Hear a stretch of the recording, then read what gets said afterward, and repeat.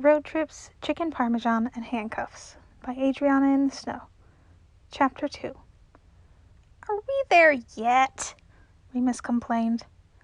As I said 2.5 minutes ago, Logan's voice gritted out from the driver's seat.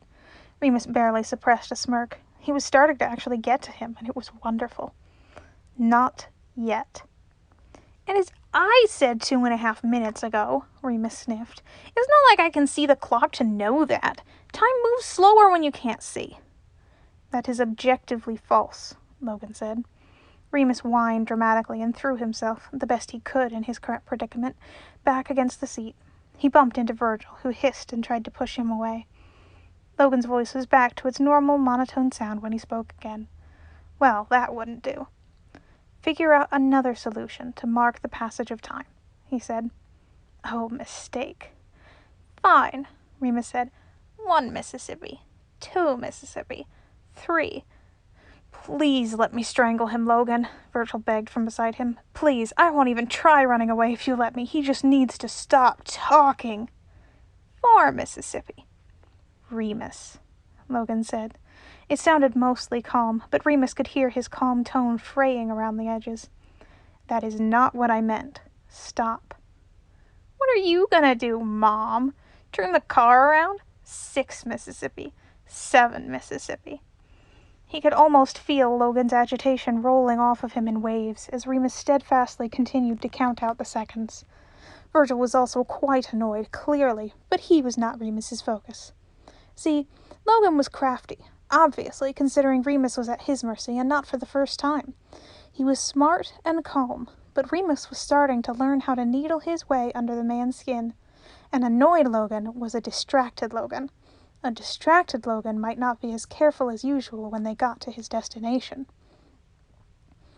At around 210 Mississippi, what Remus deduced was Virgil's head started banging against his shoulder softly as he whispered, "Please shut up, please shut up, please shut up," to the same rhythm.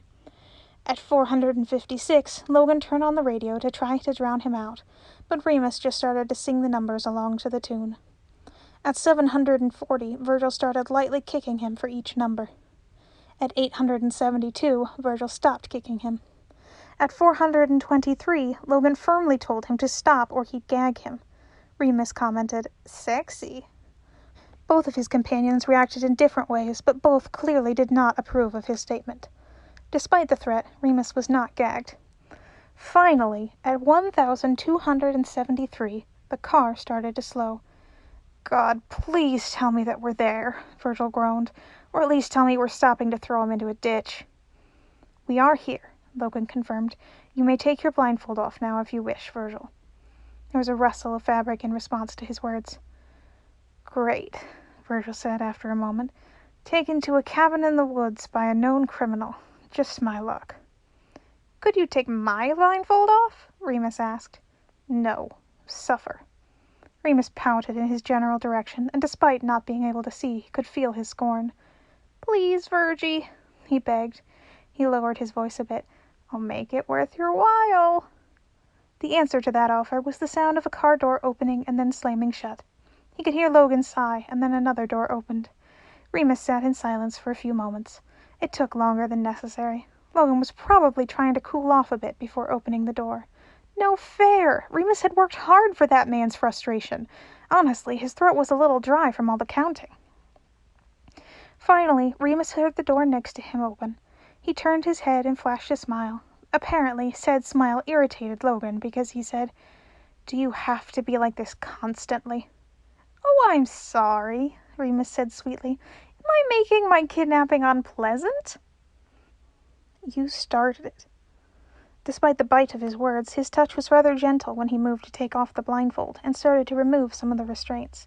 Neither of them was particularly scared to punch the other in the face. If Remus managed to even slightly get an advantage, they were going to be unrepentantly slamming each other into the dirt. But for now, Logan's fingers were soft and efficient, even though by the look in his eyes he wanted to slam Remus's face into the pavement again and again.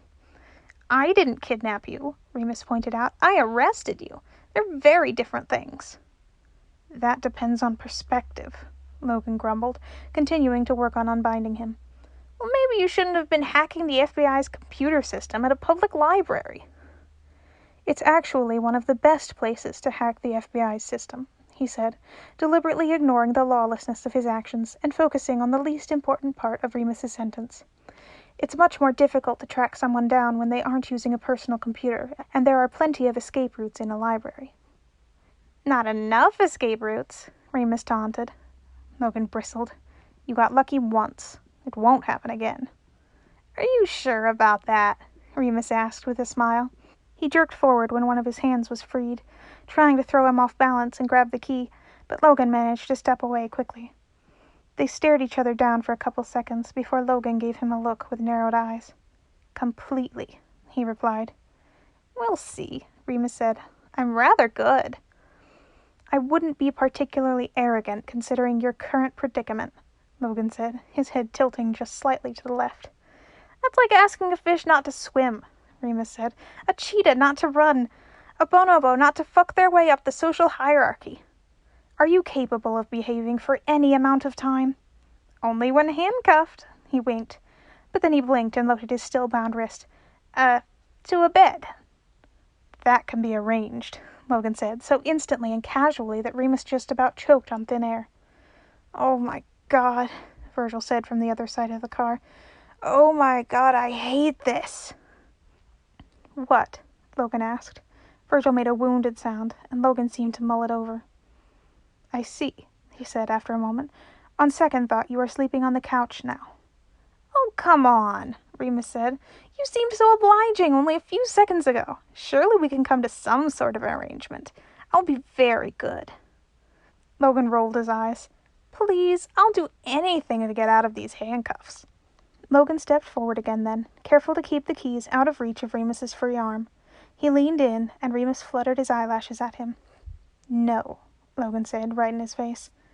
It was worth a shot, Remus replied. Logan said, non-committally. He reached forward to untie him again, but was careful to keep his body tensed and his eyes on Remus enough that Remus didn't see any more good opportunities to fight. At least for now. Remus ended up with his hands handcuffed behind his back before he was pulled out of the back seat. He and Virgil were then directed into the cabin. It seemed like a pretty nice place, like it might be a family's summer place or something. Remus wondered idly if they were trespassing. The door opened into a living room with a large couch, a couple of chairs, and a fireplace, but no TV. He could see the kitchen through one of the doors. Virgil, take your shoes off so you don't track mud, Logan said. Virgil ignored him, continuing his trek into the room only to flop on the couch. Logan sighed and eyed Remus. Really? Remus asked. Logan gave him a look. Fine. He squirmed one foot and then the other out of his shoes. Once Logan was also in socks, he led him over to one of the chairs and pushed him to sit down on it. One of the cuffs came off, only to be attached to the armrest of the heavy chair a moment later. Remus eyed it. It would be a little hard to break without anyone noticing, but if Logan left him alone for any amount of time... Don't anticipate me allowing you time to get out of that, Logan said, as though reading his mind. He turned to face Virgil. Shoes, he demanded. Garlic bread, Virgil bargained. Yes, now shoes. Virgil bent down to untie his shoelaces and pulled them off, handing them to Logan, who set them by the door. Well then, he said, I guess I should get started cooking dinner.